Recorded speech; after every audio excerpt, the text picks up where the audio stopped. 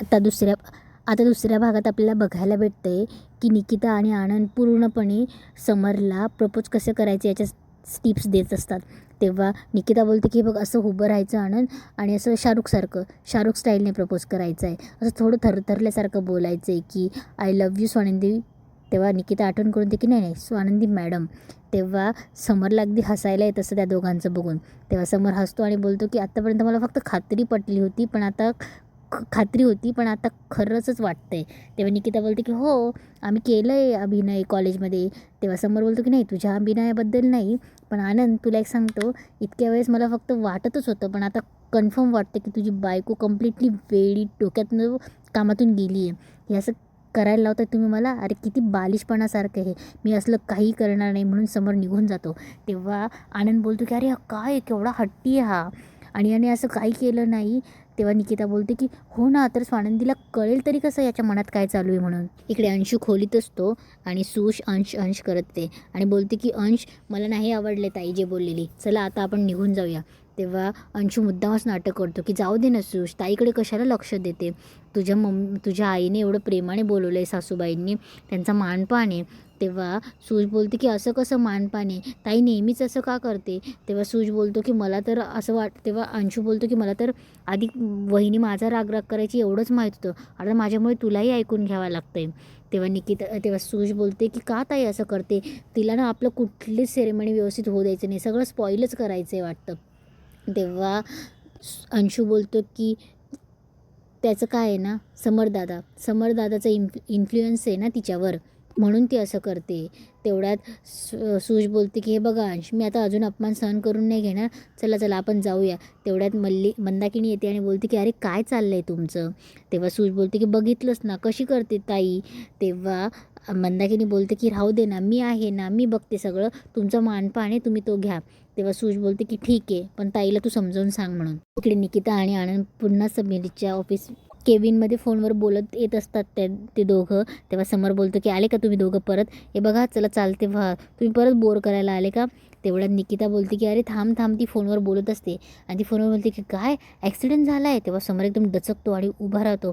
तेव्हा निकिता बोलते की स्वानंदी बरी आहे ना. तेव्हा समर बोलतो की काय स्वानंदी मॅडमचा ॲक्सिडेंट झाला आहे, दे माझ्याकडे फोन दे. समर इतका पॅनिक होतो, समर इतका केअरिंग इतका पॉझिटिव्ह होतो की निकिता बोलते की थांब रे. तेव्हा समोर बोलतो की आनंद चल निघायला पाहिजे. तेव्हा निकिता ओके म्हणून फोन ठेवते. तेव्हा समोर बोलतो की आनंद चल, अरे काय स्वानंदी मॅडम बरं आहेत ना. तो एकदमच पॅनिक होऊन विचारपूस करत असतो. तेव्हा आनंद बोलतो की समर हो पॅनिक होऊ नको, थांब जरा. तेव्हा समोर खूप चिडतो आणि बोलतो की पॅनिक होऊ नको म्हणून काय, किती वेळा 1000 वेळा यांना सांगितले की रिक्षाने जाऊ नका, पण नाही ना, ऐकणारच नाही. आता मी सरळ त्यांना सांगणार आहे की रिक्षा वगैरे कशाने जायचं नाही, सरळ गाडी काढायची म्हणून. किती लागलं असणार त्यांना, चल आता पटकन जाऊया म्हणून. समर खूपच जास्त पॅनिक झालेला असतो. तेव्हा समर त्या दोघांकडे बघून बोलतो की तुम्ही काय माझ्यासारखे माझ्याकडे बघत बसलायत, अरे काही झालं असेल त्यांना, त्या माझ्या आयुष्याचा किती महत्त्वाचा भाग आहेत. तेव्हा आनंद बोलतो की हो. तेव्हा निकिता बोलते की एवढं पॅनिक होऊ नकोस, एवढं काही झालेलं नाही आहे, तिला डिस्चार्ज मिळेल आणि ती येईलच आता इकडे. तेव्हा समर बोलतो की त्यांना किती लागलं असेल, ओके आहेत का त्या. तेव्हा निकिता थोडी हसते आणि बोलते की हो ओके आहेत ते. तेव्हा समर बोलतो की पण चला निघा. तेव्हा आनंद बोलतो की का. तेव्हा समोर बोलतो की अरे का काय, आत्ता एकट्या असतील त्या, आता त्यांना माझी गरज आहे, चला. तेव्हा समर चाल करत असतो. निकिता आणि आनंद समरचे रिॲक्शनच बघत असतात. तेव्हा आनंद बोलतो की थांब. तेव्हा निकिता बोलते की सॉरी. तेव्हा समर बोलतो की काय. तेव्हा निकिता बोलते की सॉरी, अरे तिला काही झालेलं नाही, ती व्यवस्थित ठणठणीत आहे, आम्ही प्रँक करत होतो तुझ्यासोबत. तेव्हा समर असला चिडतो ना. समर बोलतो की काय मूर्ख आहेत का तुम्ही दोघं, असं कोणाच्या जीवासोबत असं बोलतात का, असं प्रँक करतात का. मित्र आहेत म्हणून तुमच्या जागी दुसरं कोणी असतं ना चांगलं बडवलं असतं, मित्र आहेत की शत्रू आहेत तुम्ही. तेव्हा समर संतापात खाली बसतो. तेव्हा निकिता बोलते की अरे हा एवढा काय चिडतोयस. इकडे आजी मितालीला सांगत असते की आधिरा आणि रोहन येणार आहे म्हणून त्यांच्या पसंतीचं बनवलं का. तेवढ्यात मंदाकिनी मल्लिका येते. तेवढ्यात मल्लिका येते आणि मल्लिका बोलते की अहो आई. तेव्हा आजी बोलते की अगं कुठे होतीस, तुझा जावाई आणि पोरगी येते आणि तूच नाही आहेस, सगळी तयारी मी करून ठेवली आहे म्हणून. तेव्हा मल्लिका बोलते की अहो आप्पीला फोन लावून बघत होती, म्हटलं एकदा विचारून बघावं, पण काय आहे ना तिचा फोनच नाही लागेना. पण तेव्हा हे बघा ना आली ना मी, काय करू मी? तेव्हा आजी बोलते की काही नको, सगळं करून झालं आहे माझं, फक्त जावयाचं आणि मुलीचं स्वागत करायला उभं राहा तेवढी. तेव्हा मल्लिका बोलते की हे काय, तयार आहे ना मी. तेवढ्यात रोहन आणि अधिरा येतात. तेव्हा ते आजीच्या आणि त्या मल्लिकाच्या नमस्कार करतात. तेव्हा अधिराला मल्लिका बोलते की कशी आहेस तू, घरात व्यवस्थित चाललं आहे ना? तेव्हा अधिरा बोलते की एकदम फंटॅस्टिक, पण तू असं का विचारते? तेव्हा मल्लिका मुद्दामच बोलते की नाही रोहनचा जॉब नाही आहे ना कसं, म्हणून विचारलं जरा, आणि बाळाचा विचार करत असाल तर जरा विचार करूनच थिंक ओव्हर. कसं आहे ना, आपल्यालाच आपली लाईफस्टाईल ओव्हर करता येत नाही ना, मग ते बाळाचा विचार म्हणून म्हटलं. मला काळजी वाटली ना म्हणून मी म्हटले. तेव्हा आजी बोलते की तेव्हा मल्लिका बोलते की काही चुकीचं बोलली का मी? रोहन तुला वाईट वाटलं का? तेव्हा रोहन बोलतो की नाही.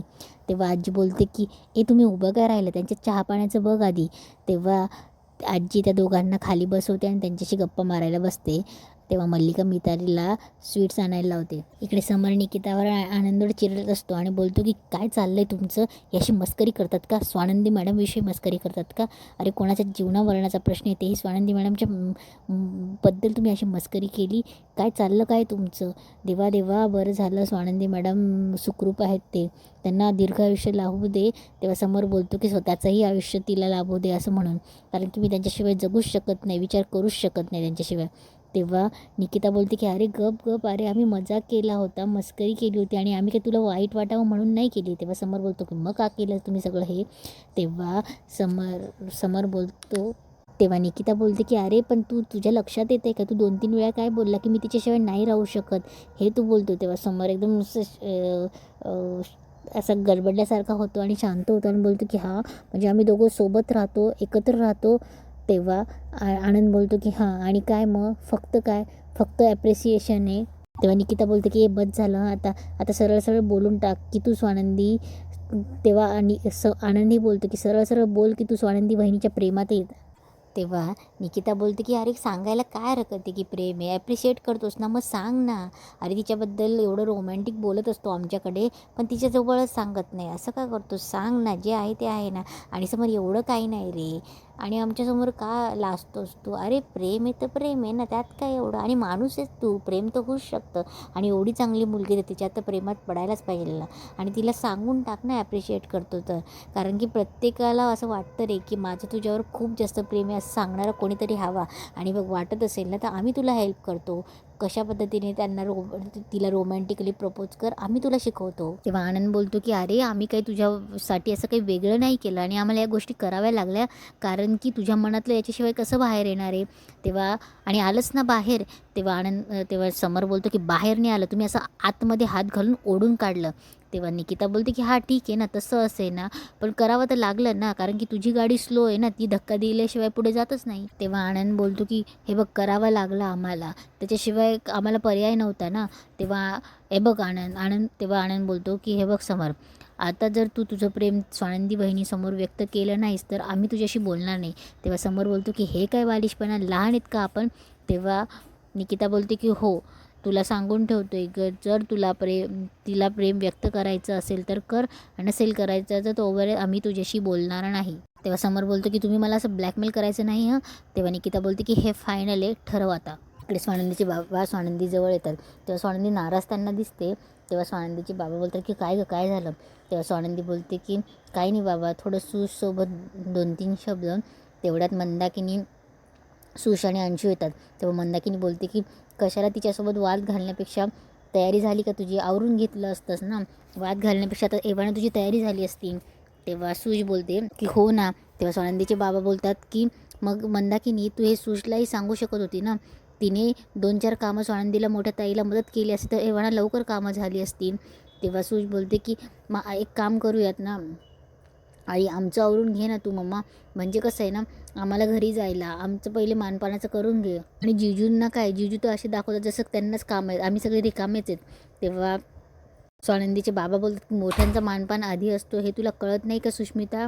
तेव्हा स्वानंदी बोलते की सुष्मिता, आधीच तुला एक सांगते, तू माझा आज अंत बघितला आहे. हे बघ मला बोललीस ते ठीक आहे, पण राजवाड्यांबद्दल एकही शब्द मी ऐकून घेणार नाही, कळलं? कोणाशी काय बोलावं एवढे कळत नाही तुला?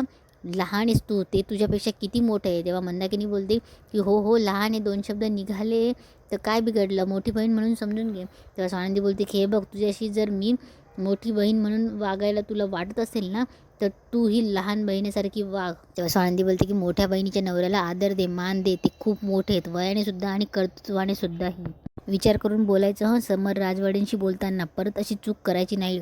इकडे आधिराजचा आणि रोहनचा अधिक मास साजरा होत असतो. त्यांची त्यांची पूजा वगैरे होत असते. तेव्हा आदिरासाठी मल्लिका जोडवी देते. तेव्हा आजीही सांगते की हां, जोडवी हे फक्त तुमच्या आजकालच्या मुलींना न घालण्याचं साधन झाले, पण घालायची असतात ना. इंटरनेटवर तुम्हाला सगळ्या गोष्टी कळतातच, पण त्याचाही प्रत्येक दागिन्याचा मान असतो, ते बघून घे. तेव्हा मल्लिका रोहनसाठी चेन आणि अंगठी देते आणि बोलते की हे बघे, आमच्याकडनं खूप छोटंसं गिफ्ट तुला. तेव्हा आवडलं ना. तेव्हा रोहन बोलतो की हो काकू आवडलं, पण ना मला आत्ता ह्या गिफ्टची गरज वाटत नाही आहे. माझ्यासाठी हे खूप मोठं आहे आणि मला नाही वाटत योग्य आता घेणं ते. तेव्हा आदिराय बोलते की रो असं काय करतोयस तू, असं का बोलतोयस. तेव्हा मल्लिकाही बोलते की अरे असं थोडी आहे, हे आमच्याकडनं तुझा स्वाभिमान दुखावू नये म्हणून सगळ्यात छोटंचं छोटं गिफ्ट आहे राजवाड्यांकडून. 2 तोळ्याची तर चैन आहे. तेव्हा रोहन बोलतो की हो मला मान्य आहे काकू, पण नको मला हे गिफ्ट, म्हणजे आत्ता नको आहे. तेव्हा अधिरा बोलते की असं का करतो आहेस. तेव्हा आजीही बोलते की हे बघ रोहन, असं नको करू बाळा, तुझा मान येतो आणि तू नाही घेतलंस तर मला खूप वाईट वाटेल हां. मग बघ आता तुला काय करायचं. तेव्हा मल्लिकाही बोलते की मलाही वाईट वाटेल. तेव्हा अधिरा बोलते की घे, असं नको हे करू. तेव्हा रोहन कसा तरी ॲग्री होतो. तेव्हा आजी बोलते की स्वयंपाकाचं कुठपर्यंत आलं आहे, मी बघून येते. तेव्हा रोहन आणि आदिरा बसलेले असतात, मल्लिकाही बसते. तेव्हा मल्लिका मुद्दामच विचारते काय मग रोहन, आदिरा तुमचं नवीन घराचा प्लॅन होतो आहे ना. तेव्हा रोहन बोलतो की हो करतोच आहे प्लॅन, पण काकू आमच्या नवीन घरातही आम्ही आई बाबा सगळ्यांसोबतच राहणार आहे आणि आदिरा आणि माझं ठरलं आहे की आम्हाला मग आई बाबांना सोडून कुठेच नाही जायचं आहे. तेव्हा मल्लिका बोलते की आईशी पटत नसलं तरी. तेव्हा आदिरा बोलते की हो मम्मा, त्यांचा स्वभाव येतो आणि ठीक आहे ना, इट्स ओके. आणि कसं आहे ना, हळूहळू मला त्या गोष्टीची सवय होईल. आणि कसं आहे ना, आई मला समजून घेत नसल्या तरी बाबा आहेत आणि रो पण आहे आणि दोघंही मला छान समजून घेतात. कसं आहे ना काकू, आम्ही तिथे आहोत म्हणून आईला कोणीतरी हँडल करू शकतं आणि आम्हीच तिथून गेलो तर मला नाही वाटत की बाबा आईला हँडल करू शकतील. सुश आणि रोहन हसत असतात. मल्लिकाला ते आवडत नसतं. इकडे सुश बोलत असते कसं आहे ना ताई, तू जर माझ्या नवऱ्याबद्दल काही पण बोलायला लागली ना तर. तेव्हा स्वानंदी बोलते की हां मग काय करशील. तेव्हा सुश जरा शांतच होते. तेव्हा स्वानंदी बोलते की काय करशील. आणि इथेच आजचा एपिसोड संपतो.